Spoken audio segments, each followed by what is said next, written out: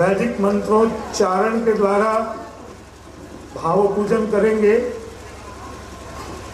और ब्राह्मणों का वेदोच्चारण हो जाए उसके बाद कार्यक्रम की विशेष जानकारी आप सबको दी जाएगी।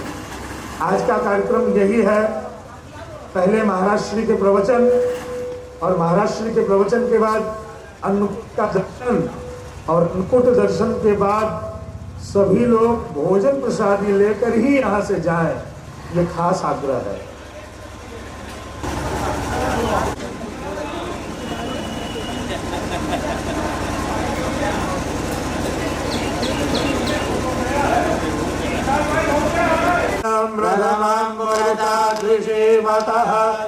चोभेन आवह समुद्रा उपमा अत्यविष्टाः ददशयो निवातरश्च विवाहेत्रेणानि दधे पदं मा समूढमस्य पाघ्वञ्जुरे स्वाहा।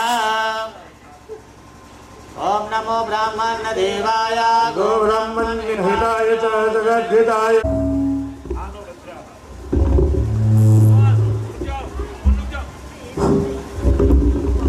हरे ॐ महा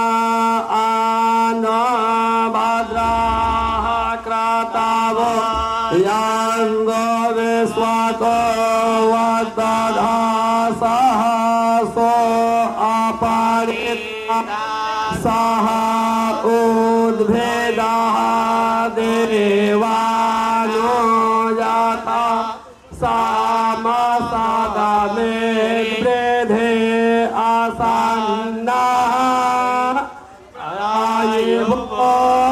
चेतारो दिवे दिवे देवानां भद्राः सुमतिरा जयातां देवानां गंगरातिराधि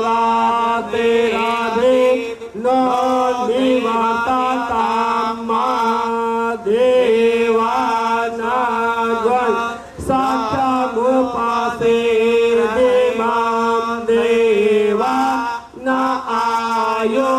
प्रतिरंतो जीवासे तान पूर्वया निवेदाहुं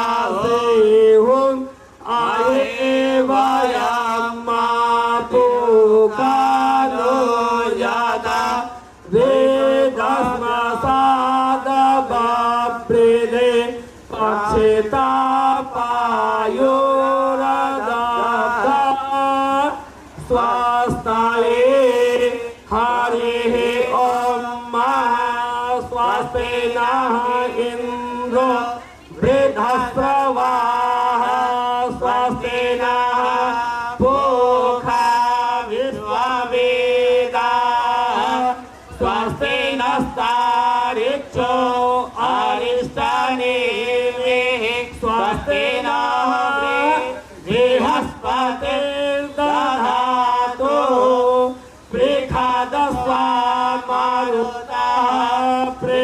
पृथ्वीमातरा सुवञ्जावानो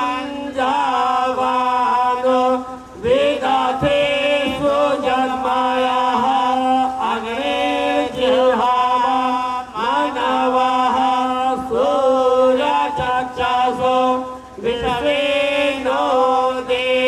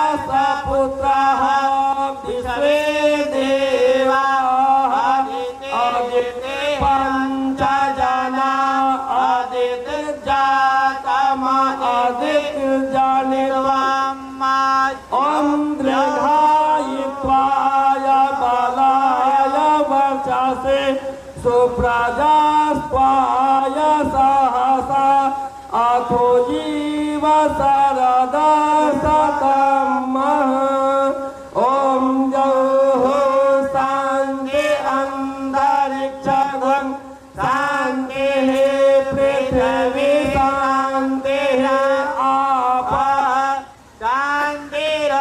शान्तिरोषधयः शान्ति वनस्पतयः शान्ति विश्वे देवाः शान्ति ब्रह्म शान्ति सर्वज्ञं शान्ति शान्तिरेव शान्ति सामा शान्तिरेधि यतो यथा समीहस्ते ततो नो अभयं गुरु सन्नः कुरु प्रजाभ्यः वयन्नः ॐ संसम्युक्तो वसे वृषन्नग्ने विश्वान आर्ययः इलास्पदे समेध्यसे सानो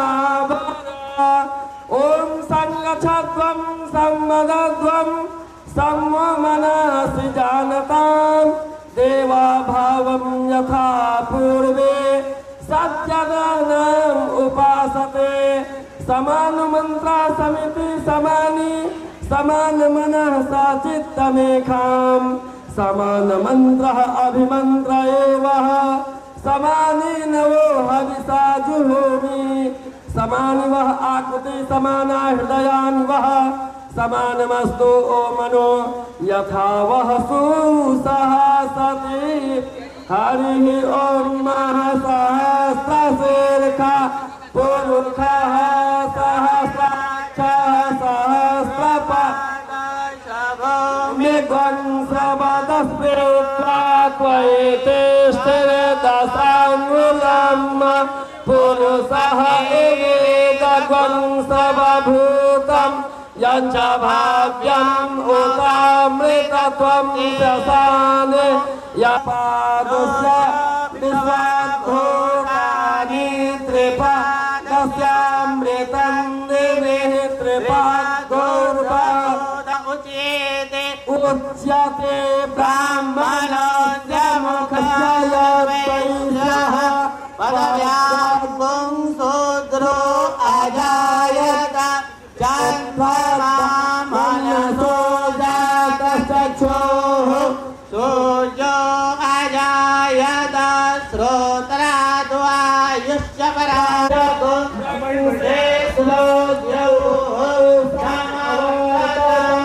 पदव्यां भूमिर्दिशास्मोतान्त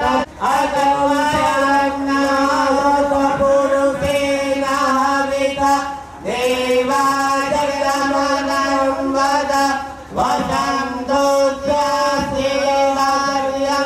ग्रीष्मनिर्महाशरः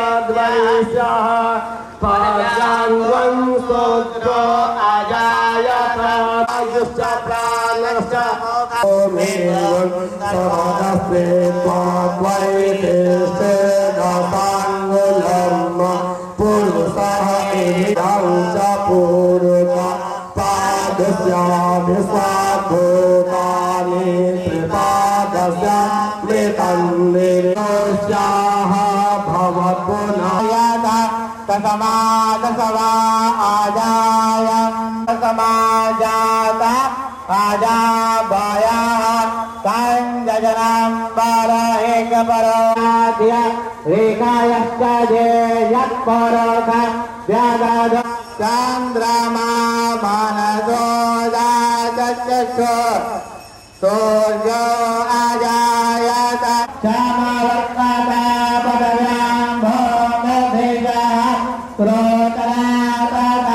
क्रोतरातकालोकान् अकल्पयाजों जगमेन जगनामयायं ददेवासानिध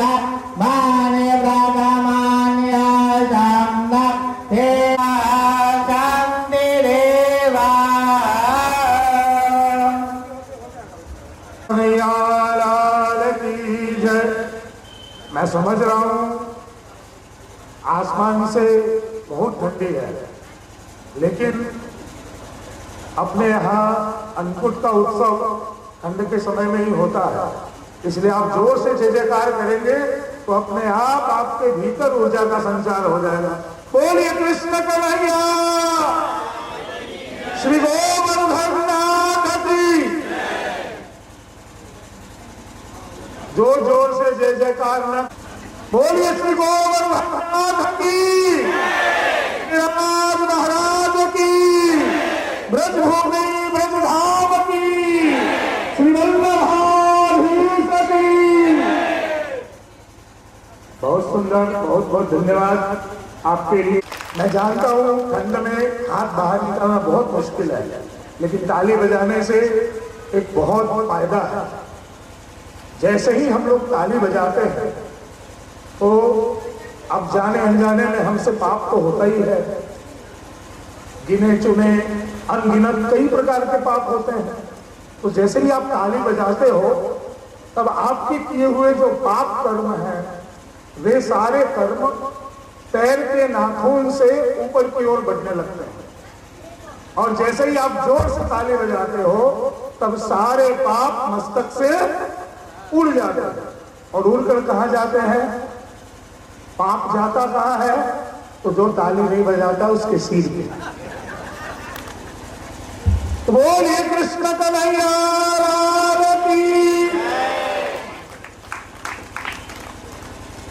इस बार ये 19वां अन्नकूट महोत्सव है जो हमारे परम आत्मीय श्री विनय भाई कालानी जी ताली बजा करके स्वागत करें, और आपके कुछ पितृचरण गोलोकवासी श्री माधवदास जी और उस परंपरा का निर्वहन कर रहे हैं आदरणीय श्री विनय भाई कालानी जी, और आपके साथ समस्त पटना और बनारस के वैष्णव। अन्नकूट का त्योहार है, बोल रहा हूं, लेकिन आप सब ये जान लें अन्नकूट की शुरुआत दिवाली के दूसरे दिन से होकर वसंत पंचमी के एक दिन पहले तक, और इस दरमियान ठाकुर जी को कभी भी अन्नकूट भोग धर सकते हैं। जो प्रायः मंदिरों में अन्नकूट का दर्शन आप करते हैं, रामानुज मंदिर में, कृष्ण मंदिर में, आजकल तो हनुमान जी के मंदिर में भी लोग अन्नकूट भोग लगाने लग गए हैं। वो अन्नकूट और वल्लभ संप्रदाय के अन्नकूट में जमीन और आसमान में जो अंतर है, इतना ही अंतर है पुष्टि मार्ग के अन्नकूट में। इस बात को आप दिमाग में लिख लीजिए। जैसे आजकल आप सुन रहे होंगे प्रत्येक भागवत कथा में 56 भोग सुनते हैं। एक 56 भोग धरने के लिए आदमी सोच भी नहीं सकता, एक साधारण आदमी अपने पूरे जीवन की कमाई से भी भगवान को 56 भोग नहीं धर सकता है। लेकिन अभी जो है हमारे समाज में इतनी धार्मिक विकृति आ चुकी है, टीवी के कारण, मोबाइल के कारण, चैनल के कारण बहुत सी धार्मिक विकृति आ गई है, और ऐसी धार्मिक विकृति आ गई है कि आप पूछे नहीं, कोई भी कथा हो रही है 56 भोग। भाई 56 भोग और अन्नकूट जो है इसकी शुरुआत कहाँ से हो रही है? इसकी शुरुआत हो रही है नंद भवन में से। यशोदा जी, यशोदा मैया नंद बाबा के घर से, तो वहां से भगवान कृष्ण के समय से ये उत्सव की परिपाटी है, उत्सव की श्रृंखला है। और जो यशोदा मैया के समय में जब ब्रज में घनघोर बारिश हुई और उससे पहले इंद्र की पूजा को बंद करवा करके भगवान श्री कृष्ण समस्त ब्रजवासियों को लेकर गोवर्धन पर्वत के पास पहुंचे, और जिस अन्नकूट की शुरुआत भगवान कृष्ण ने करवाई थी उसी तरह का अन्नकूट आज भी पुष्टि मार्ग वल्लभ संप्रदाय के मंदिरों में, हवेलियों में, बैठकों में आयोजित होता है। यहाँ बिस्किट और पाव रोटी भोग नहीं रखे जाते हैं। इस भयानक ठंड में, इस भीषण शीत में खुले पांव 5-5 दिन, 6-6 दिन तक बंद कमरे में ठाकुर जी के लिए सामग्री सिद्ध होती है, खुले पांव। सुबह नहा धोकर किसी को छुए छाए बिना और 4 दिन 5 दिन अत्यंत परिश्रम करने के बाद भगवान को अंकुट भोग लगता है। और अंकुट भोग लगा कौन सकता है? तो जो ठाकुर जी के वंशज है उन्हीं के द्वारा ये भोग लगता है। और वही साल में एक बार यहाँ आते हैं। साक्षात देखिए, इस पृथ्वी पे 3 कुल आज भी है, जिसमें से 2 कुल विलुप्त हो गया। रघुकुल विलुप्त हो गया, यदुकुल विलुप्त हो गया और वल्लभ कुल आज भी है। यही वल्लभ कुल आते हैं। ये 3 ही कुल है पृथ्वी पे, यदुकुल, रघुकुल और वल्लभ कुल। तो आज वल्लभ कुल के आचार्य यहां पधारे हैं, ठाकुर जी के वंशज हैं। उन्हीं के द्वारा भगवान को, ये महाप्रभु जी को ये भोग समर्पित किया जाता है और उसी का आप दर्शन करेंगे और उसी का प्रसाद लेंगे। तो आदरणीय हमारे सभी अभ्यागत, अतिथिगण, वैष्णवजन, भक्तजन, आप सबसे अनुरोध है, ये उत्सव पिछले 18 वर्षों से संपन्न हो रहा है। ये 19वां वर्ष है और पिछले 18 वर्षों से दिवाली के बाद और बसंत पंचमी के पहले, ध्यान रखिएगा, दिवाली के बाद और वसंत पंचमी के पहले ये उत्सव यहाँ पे आयोजित होता है। और आप सबसे हम अनुरोध करते हैं कि प्रतिवर्ष परिवार के साथ, अपने इष्ट मित्रों के साथ, गुजराती में कहावत है, आंगड़ी चिदियानो पण पुण्य केवाय। इसका मतलब होता है कि आप भगवान का दर्शन करके जो पुण्य प्राप्त करते हैं, जो पुण्य फल आपको प्राप्त होता है, वो पुण्य फल किसी को भगवान के मंदिर में लाने मात्र से भी हो जाता है। अगर आप अकेले आते हैं और अपने साथ 4 लोगों को लेकर के आते हैं, तब भगवान और प्रसन्न होते हैं। और बाकी के जो 4 लोग आपके साथ मंदिर में आया है, चारों लोग भगवान को दंडवत करेगा, उसका जो पुण्य होगा वो भी आप अकेले को प्राप्त होता है। इसलिए अधिक से अधिक संख्या में आने की कोशिश करें। ये बताना बहुत जरूरी था। हमारे संप्रदाय में ठाकुर जी की भक्ति है, फल की कोई बात नहीं है, पुण्य की कोई बात नहीं है। पुण्य लेकर क्या करेंगे? पुण्य से तो स्वर्ग लोक की प्राप्ति होती है। यहाँ तो हमें ठाकुर जी का चरणारविंद प्राप्त करना है, हमें तो भक्ति प्राप्त करना है। भक्ति का मतलब क्या है? प्रेम। प्रेम का अर्थ क्या होता है? कि दिनों दिन हमारा मन, हमारी बुद्धि, हमारा चित्त ठाकुर जी में और लगते चला जाए। इसी को प्रेम कहते हैं, इसे ही भक्ति कहते हैं। तो आदरणीय सभी वैष्णव जनों से अनुरोध है, कुछ इस समय में पूज्य महाराज श्री यहाँ पधारेंगे। आप सब खड़े होकर पूज्य महाराज श्री का स्वागत करें। उसके बाद हमारे यहाँ की जो सेवा प्रणाली है, वो जैसे मंदिरों में भोग लगा देते हैं उस तरह की नहीं है। अंकुट की सेवा 4-5 दिन तक चलती है। 4-5 दिन तक जब तैयारी होती है तब भगवान को अंकुट भोग आता है। हमारे यहाँ वो बातें नहीं है। अभी पूज्य महाराज श्री अंदर में, भीतर में सेवा पहुंच रहे थे ठाकुर जी, वो भी बाहर पधारेंगे और उनका वचनामृत होगा। उस वचनामृत को सुनने के बाद आप सबको आशीर्वाद प्रदान करेंगे। आप सबको आशीर्वाद लेने का सब होगा और आशीर्वाद लेने के बाद आप सब यहाँ ठाकुर जी के दर्शन करेंगे और उसके बाद महाप्रसाद की व्यवस्था है।